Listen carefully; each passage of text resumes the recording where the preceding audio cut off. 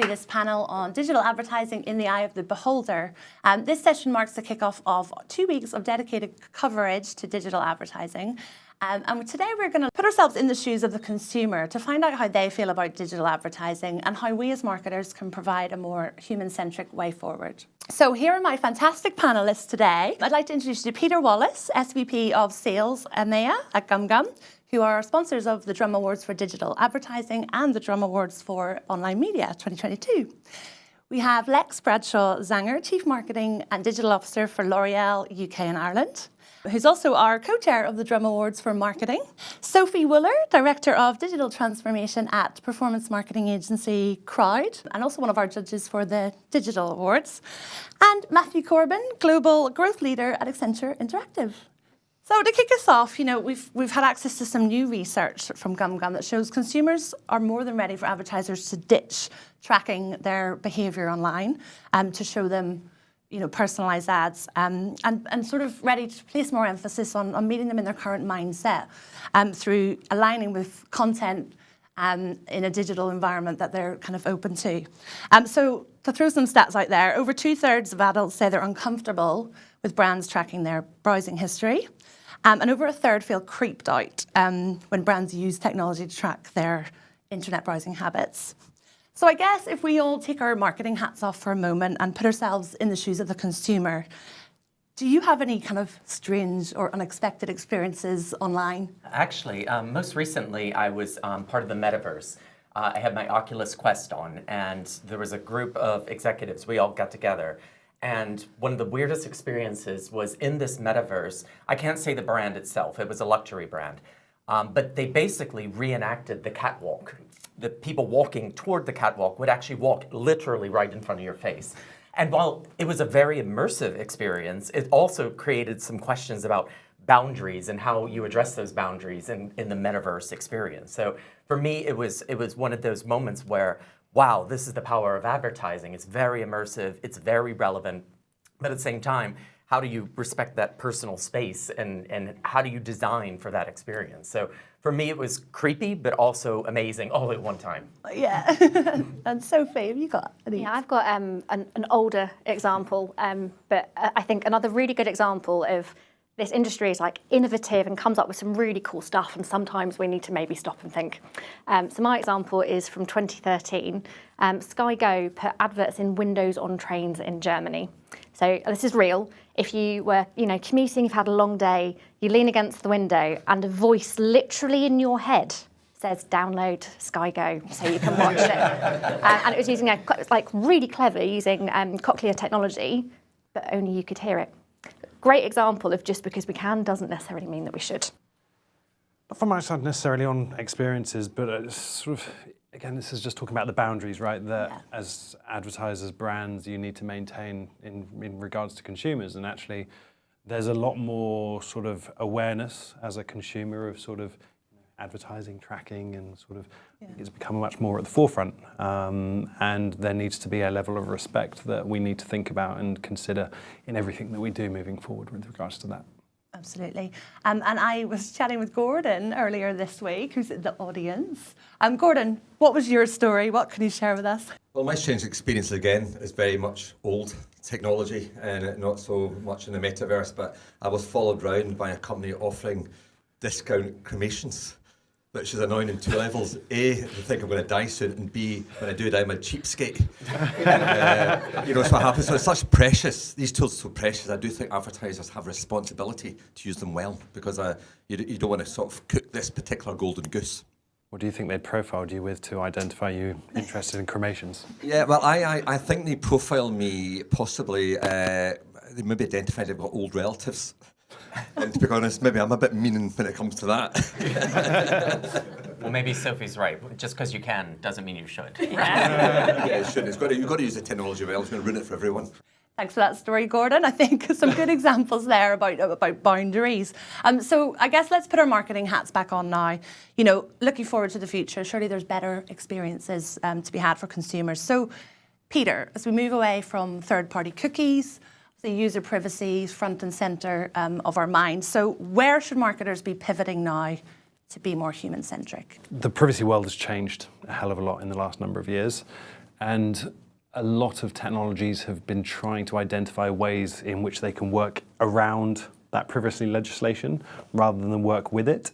And I think that there should be a lot more pressure on sort of advertisers, brands, technologies to make sure that actually, GDPR is there for a reason, TCF is there, the cookies have been got rid of for a reason, sort of, go with that, respect the consumer, respect their privacy, and respect the way in which you utilize the data points that you can get a hold of in a way that isn't creepy, that sort of, as I say, works with those guidelines.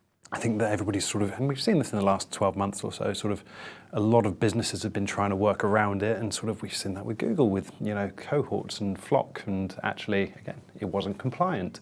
There's a reason for that, and again, they're trying to work around the legislation rather than work with it, which for me is a real bugbear and something that needs to change within the industry significantly.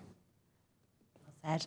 Now, if we think about capturing consumers in the moment, Lex, obviously it's just been announced recently that you've started this new partnership with TikTok, capitalizing on one of the biggest trends, the TikTok made me buy it. I'm just going to show you a quick video, first of all, and then we'll come back to you on this.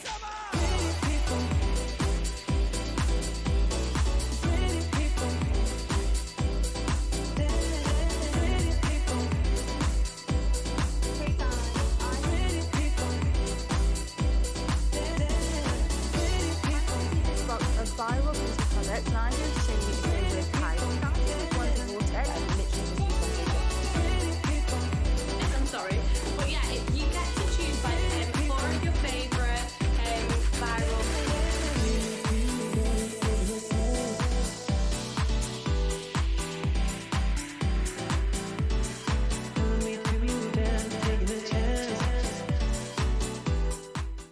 So obviously creator endorsed boxes that you can buy directly through TikTok. So can you tell us a little bit about the partnership, how it came about, and how you see that kind of social shopping space evolving? So we've been working with TikTok for a while, and this is really the culmination of everything that we've been doing together with them. I think there are 3 exciting things happening. You've got what we're calling viral products. These are products that have millions of hashtag views. So it's products that people are already excited about. We're not making up that they're viral. We're not making them viral. They are by default viral. So that's the first piece that's exciting.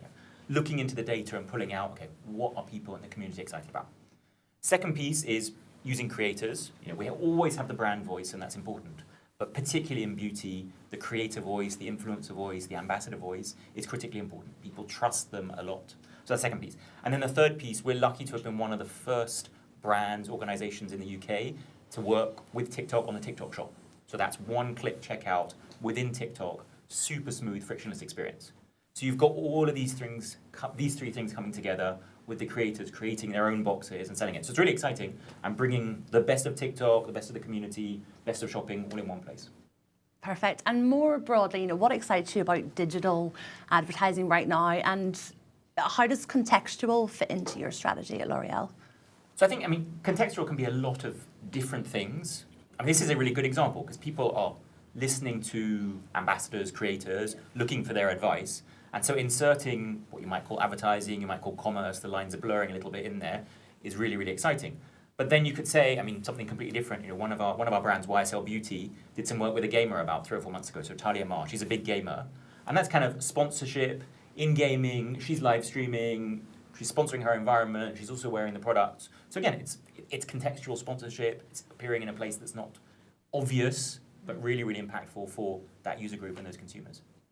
Yeah, absolutely. And I think with the rise of TikTok, and it's kind of bringing us into this golden age of creative again. So Sophie, I'd love to come to you on this. Obviously, where do you see the kind of big opportunities here, and how can we kind of rebalance the art and science of marketing and kind of, create this kind of more human way forward, but still creating impact for brands? So firstly, I'm very grateful you've asked the data person a creative question. They have to go hand in hand. You can have the best possible targeting in the world. If you are showing an ad that is unclear or unengaging, no one's going to look at it and they're not going to remember it.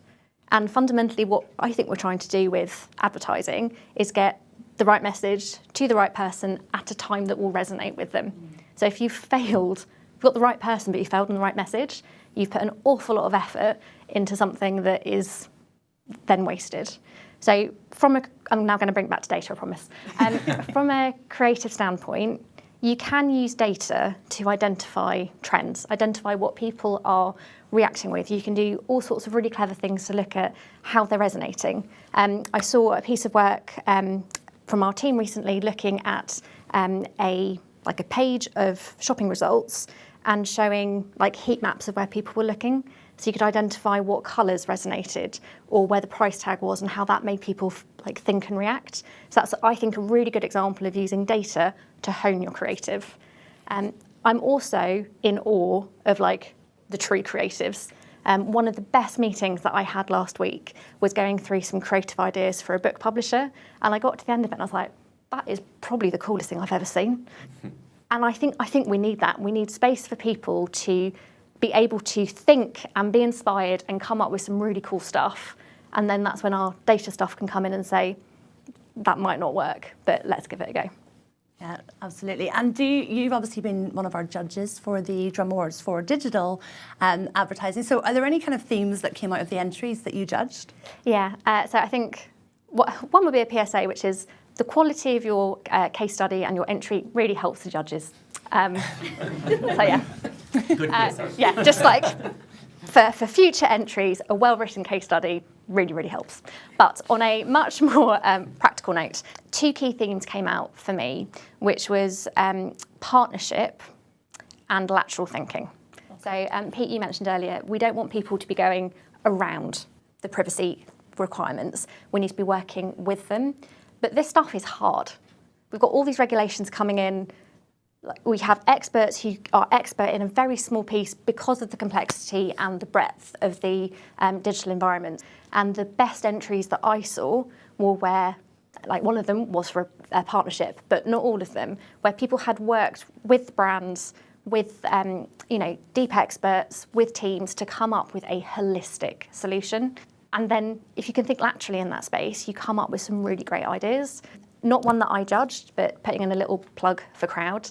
One of our entries has been shortlisted in a different category for search.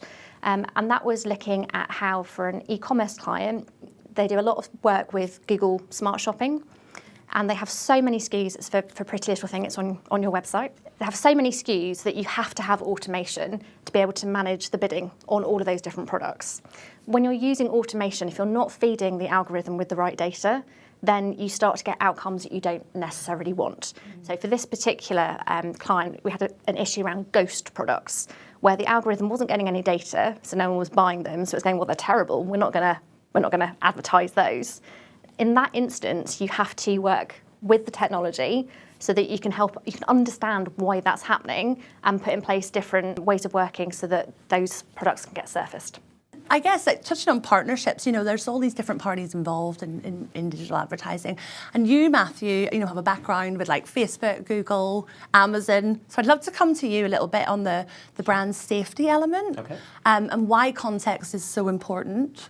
And I guess how can we ensure that all parties are working together to benefit everyone? Yeah, I think first on the brand safety bit, I think it's critical. And the reason I think it's critical is because back in the cookie world, when you look at the supply chain, I think it was about 4 or 5 years ago, Mark Pritchard at P&G came out and said, this is a murky supply chain, and it's a challenge. It's a challenge for both the consumer, and I think it's a challenge for marketers. And so as we look at this new world without the cookie, relevancy becomes incredibly important. And so I think that the brand safety is actually moving in the right direction in the industry. And I think that the onus being on media companies, tech companies, et cetera, you'd mentioned is very complicated, especially with Google algorithms and other algorithms of the tech companies, making sure that we're providing relevant advertising that meets quality first-party data is the future of where we're headed. You were talking about what helps all of us, the ships rise in our industry. And I really think is a focus on building creative that's relevant, tied to a little bit of what Sophie was talking about in terms of first-party data, and the data used to fuel capabilities around creativity, brand safety, et cetera. Perfect. And Peter, come back to you on contextual. Obviously, it's evolved a lot. It's been around a long time. It's evolved a lot. So how is it evolving?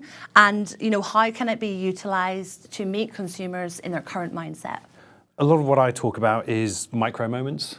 If it's a comparison between sort of what somebody's looking at today versus what they were looking at 30 days ago, which typically is what a behavioural segment might be alluding to. You're in a very different mindset from what you were looking at that very moment in time versus what you were looking at 30 days ago. So in terms of the capabilities of contextual, it is about identifying those micro moments for those users and that sort of, that sporadic content sort of consumption that a lot of people's behavior sort of leads to. I've got my mobile, I've got my desktop, I've got my laptop, I've got lots and lots of different sort of content that I'm consuming in the day. And therefore context is sort of, a gateway to identify that micro moment for that user. In terms of capabilities for context or contextual, it has evolved an awful long way since, certainly since I joined the industry and sort of working with businesses that would look at individual keywords. Actually, we're really now talking about content level analysis. So, natural language processing to understand the sentiment of text, computer vision to understand, what's within the imagery, what's on CTV, OTT content, and it's all intrinsically privacy compliant as well. So, it's a scalable privacy compliant platform that can be applied across a multitude of different digital platforms. I think that, when we think about contextual moving forward, it's all of a sudden the application is across a multitude of different platforms, emerging platforms like we talked about the metaverse before. What data signals can we take from the metaverse to start delivering contextually? What data signals can we take in gaming? What can we do in out of home with regards to contextual? Actually, contextual arguably, it could become this ubiquitous sort of targeting methodology for lots and lots of different channels, and all of a sudden you've got unification of the way that you can target in every media channel, which for me is really, really exciting. If we think about now, embracing the principles of context, creative, and attention, are there any particular ad formats we should be keeping an eye on? I know you've mentioned kind of the metaverse, we've talked about TikTok, but any particular ad formats that we should really be keeping an eye on? Lex, I'll come to you first. I think it's funny to hear about context. I think we have to think about what advertising does for the consumer. It's got to be useful. It's got to be seen as non-invasive. We talk a lot about education. If we think about it, we think about skincare. Skincare is really exciting. It's really important. It's about routines. So I would prefer what we like to call native these days, because at least it's integrated in the experience if we're trying to deliver value. And I guess the opposite of non-native is something that's very invasive. So if you ask about formats, I prefer formats that are not too disruptive in the journey, even if the content might be disruptive and exciting for the consumer. I don't know, I'd challenge that a little bit. We're in a space where people are being bombarded by ads every single day, and sort of, Mark Pritchard gets quoted an awful lot these days, I think. But, I think there was a stat that he said that, you're being exposed to up to 10,000 ads per day. And actually, if an ad is, native and doesn't stand out to an extent, actually is it driving attention? And therefore, sort of, how do we create cut through within a sort of, a sympathetic fashion, but actually still, draw eyeballs in and actually sort of create creative standout. And I think there's a bit of a balancing act to work on here. There's definitely a balancing act, but I hope format is not the only way we get cut through. Sophie was talking about creative. I really believe, we're here talking about awards. I hope the creative is the piece that gets cut through. I hope that's what talks to consumers. Yeah.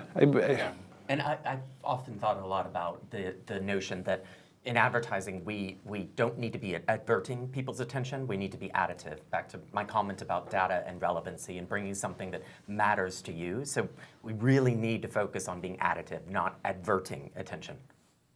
So you could argue that advertising, by its very nature, is intrusive.